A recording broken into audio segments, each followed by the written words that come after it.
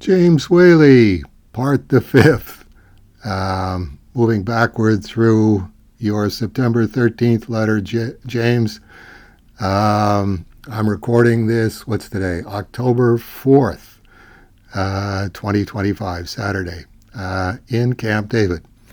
Anyway, moving on, I dropped off a copy of this year's Cartoon Foundry fundraiser anthology publication, A Hamilton Comic, for you at SCP, which features the It Happened in Hamilton two-pager that Steve, Ron, and I did that includes a bit about you, and we have another comic planned for our 2026 event, and Ivan and I are hoping that you might consider contributing a page to that issue. Let me know what you think. Okay. It would have to have a Hamilton-centric theme, though, so why not do one about being inexplicably excluded from the Art Gallery of Hamilton Indie Comics exhibit that Joe Ullman put together in 2019? We'd definitely be open to publishing that. Think about it, eh? I also tossed in a copy of our latest CF poster and the program for our 2025 event, which I thought you'd find interesting, and on the off chance you might actually agree to being a guest at our event sometime in the future. But I imagine I'm just pissing in the wind in that regard. Okay, well, addressing that first,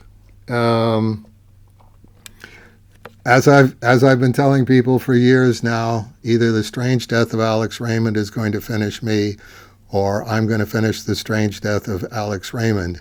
Going to conventions or signings or events of any kind is not moving The Strange Death of Alex Raymond closer to completion. So consequently, everything except working on the book and working on other things on the side is completely off the table. Okay, moving back to, where are we here? The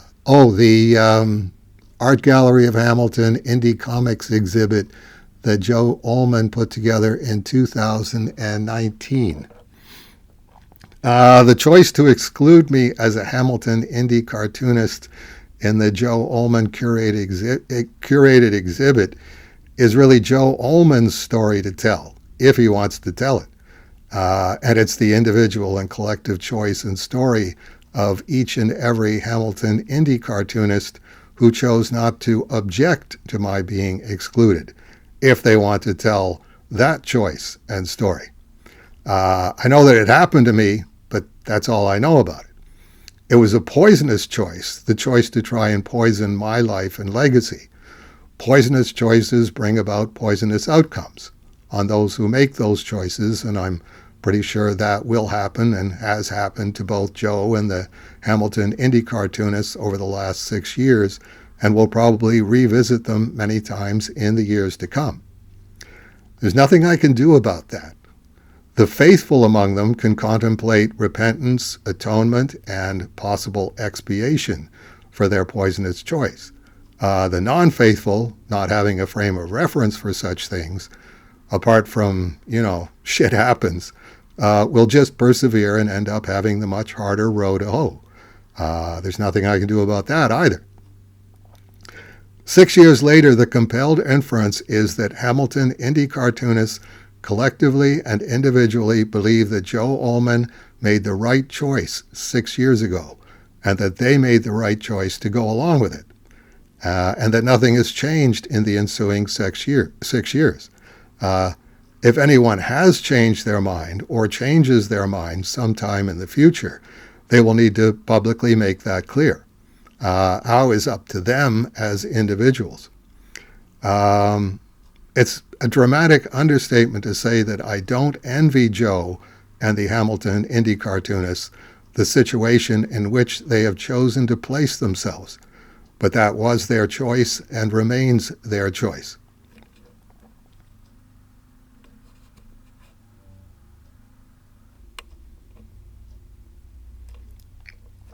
Just as a postscript to that last one, James, I really think that you and Ivan need to sit down and actually take a much closer look at the people that you're associating with.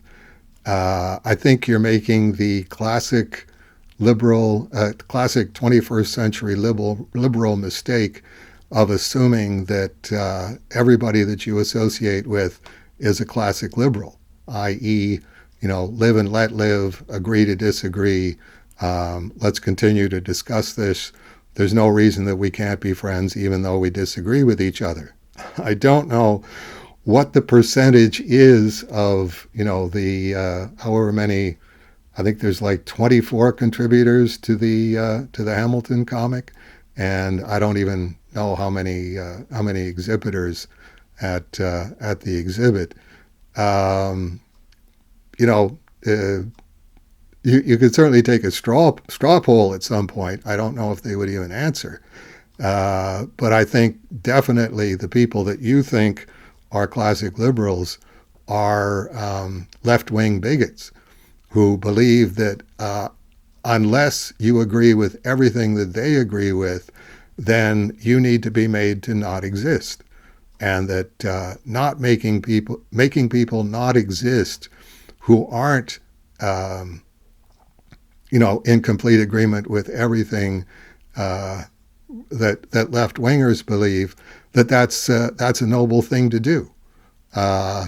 And I think that's certainly the attitude that I would suggest Joe Ullman and a vast majority of the indie cartoonists that were part of the 2019 exhibit subscribe to. Yes, Dave Sim has no one to blame but himself for not thinking the right way. The whole Justin Trudeau thing of contemplating the Freedom Convoy and going, these people have unacceptable views. It's like Justin Trudeau and no one from Justin Trudeau on down has the right to decide whose views are acceptable and whose views are unacceptable. The views contend or should contend in the public space, and everybody can make up their own mind and say, as when you have classic debates, here's what everybody believed going into the debate. Here's the more persuasive argument, and this many people changed their minds. No, I didn't agree with this, and after listening to the debate, yes, I do agree with this because they have the more persuasive argument. The people you're associating with, James and Ivan, they aren't like that. I say that as diplomatically and carefully as I can. Okay. And that'll do it for James Waley, Part the Fifth, and we will move backwards from there when next we meet.